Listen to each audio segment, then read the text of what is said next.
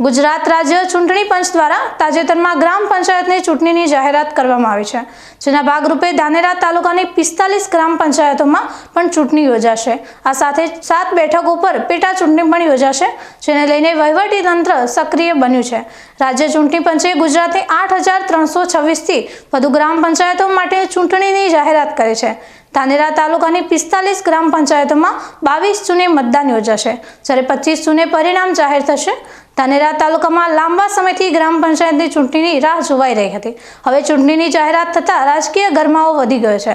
45 ગ્રામ પંચાયતોમાં સામાન્ય ચૂંટણી સાથે 7 ગ્રામ પંચાયતોમાં સરપંચ અને વોર્ડ સભ્યોની પેટા ચૂંટણી પણ યોજાશે।